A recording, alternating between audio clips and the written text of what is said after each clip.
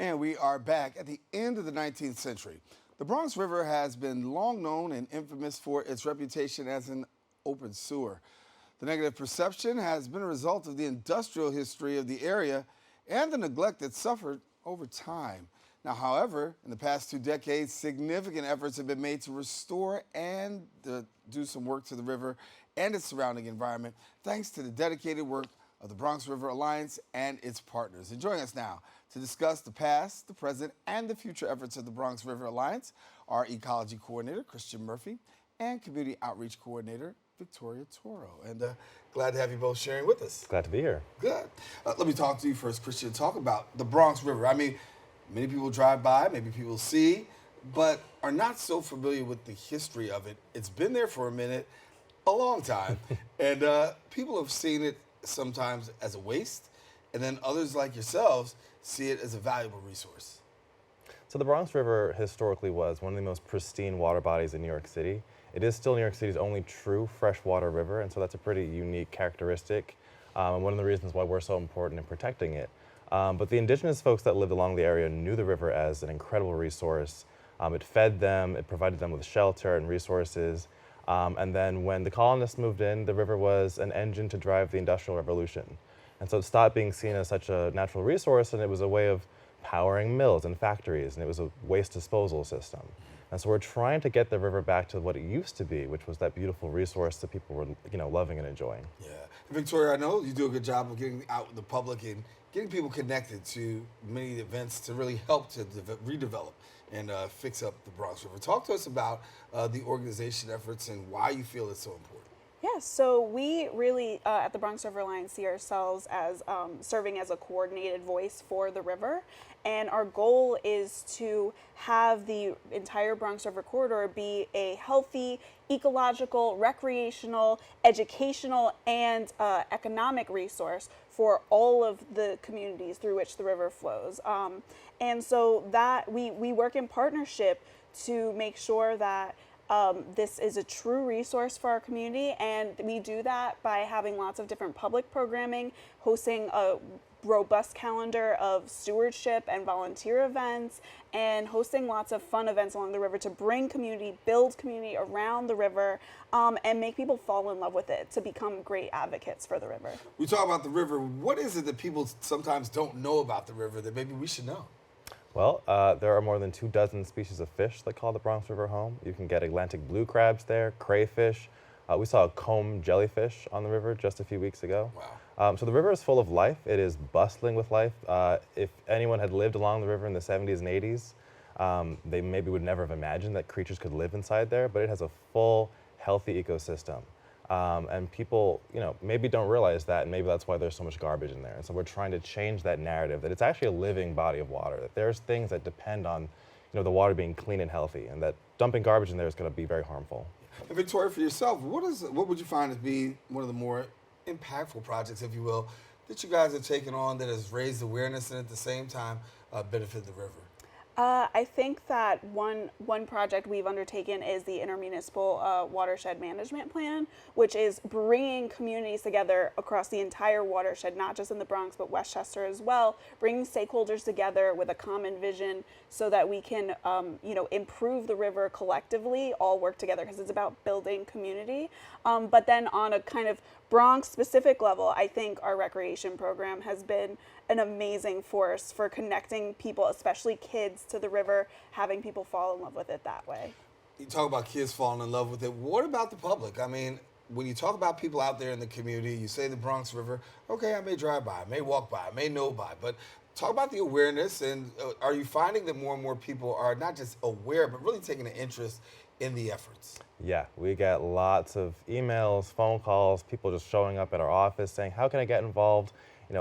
Maybe they have an interest in nature, or maybe they have an interest in community advocacy, and they just want to plug in somehow and give back to the community. And so we have ways for everybody, all types of interests, like if you're a scientist, if you're a nerd, if you're a kid that likes to turn over rocks and look for little critters, we've got a place for you here. If you're a person who wants to get out and do street art, or like bring your cooking and your recipes to the community, we've got a place for you too. There's a place for everybody to plug in, and I think people are starting to realize that and find out where they can fit in. Yeah. We make space for everybody. What's the biggest challenge? Because, you know, when you're talking about maintaining, you're talking about awareness, you're talking about, you know, repurposing in many ways too, right? Challenges are present. So what's the biggest challenges you're facing in this work? One of the things I would say is, you know, we need our parks to be fully funded. And, you know, as we expand access and increase access and awareness of these beautiful green spaces around the river, they need to be properly maintained so that they're safe and healthy for our community that we're inviting out, right? So we need our Parks Department to get the funding that it needs desperately. But we also just need community members to be aware of how everyday activities may impact the river in a negative or positive way. For example, you know, CSO outflows that impact the river when it rains, how littering impacts the river, things like that. Yeah, we just saw some pictures. Talk to me about the free paddling event that's coming up. Yeah, so we've got a free paddling event. It's open to the community. Sometimes this is the first time that community members are ever getting in a boat. Sometimes it's the first time that community members are seeing the river. We have folks come down who may have lived within a quarter mile of the river and never even knew it existed. And so sometimes this is a very immersive experience, an eye-opening experience, and we do see a lot of shock and awe sometimes when people step down, and they can be a little nervous, but it's a wonderful experience. It's a great way to see the river from a really unique perspective, and it's open to all ages. It's very safe, it's very comfortable, and it's very exciting. And so we're just happy to be providing this kind of opportunity for people to have fun. And we're going to be hosting our free community paddles like that pretty much almost every week, every Friday through August. And then when school starts back up, we switch into Saturdays so that families of all ages are still able to access the river. Yeah, you talked about school, but now's the time we see a lot of summer camps out there, a lot of kids on the go. So you're finding the Bronx River being flooded with a lot more young people out. Yeah, well, what's amazing is that places like the Bronx River Corridor, they actually keep the environment a little cooler. All the trees, the vegetation, and so people flock to the river to cool off in the summer. It's a great place to beat the summer heat. And so we see a lot of activities show up, and we try to get kids to participate with us. And so we have internships, we have kids that come by and do water quality testing. They'll learn about the birds, they'll learn about the flowers, and we're just we're happy to be a part of the neighborhood in that way. Usually, during COVID, we talked a lot about people being impacted. There's a lot of things that people are impacted. I'll talk specifically to your organization. How much were you impacted in terms of pollution, right? Because we talk about pollution of the Bronx River, so many people out and about. Did you find an increase in pollution during COVID? Just shake your heads like, yeah. Yeah, I mean, it unfortunately coincided with, again, maintenance budgets went down Right. at the same time that park usership was way up, because this was the only place where people felt safe socializing was outside where you could socially distance. And so we weren't only seeing just more trash, but different kinds of trash, PPE, disposable masks, things like that, things that we had never seen in the river or near the river before. Now all of a sudden we're seeing in huge volumes. And so it really increased the necessity to get that messaging out to folks to make sure that, we are all collectively responsible for this space and we should all take ownership of it. Right. And with that ownership, it's stewardship comes along with it too. Yeah. Have you got a great response from elected officials when it comes to really dealing with it? Are they silent, or do you feel like? Our local Bronx officials are actually really involved with us. I've been out on the river with them, hands full of oysters, with an elected official next to me, handful of oysters. These are men who usually have very crisp suits on, and they're not afraid to get down and dirty with us. And so we really value their support. We value the awareness that they bring to the Bronx community. They also uplift us and our platform. So we're very thankful for them, and we're always looking forward to new ways to partner. Yeah. And talk about partnership. Talk about how the public can actually partner. You say they're always coming through, sending emails, visiting, but somebody's watching right now and saying, listen, how do I get involved?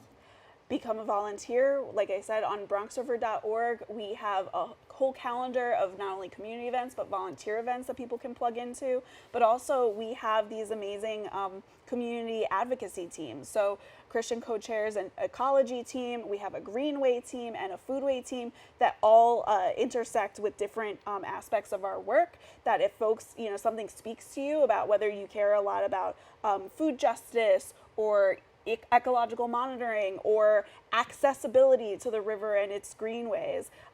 You can join. They're free for the community to join, and we really welcome all community voices. We want as many diverse voices as possible to help guide our work. We see these teams as like the grassroots guide posts for how we continue going forward. Well, Christian Victoria, great to have you. Continue the great work. Continue making people aware, and we'll see you out there. Thank you so much. Thank you. Pleasure. All righty, good to have you. All right, well, I want you to know if you want more information, don't hesitate to visit the website, bronxriver.org, and then stay up to date on their Instagram at Bronx_River. We encourage you to don't go anywhere. We'll be back with more Open coming up right after this.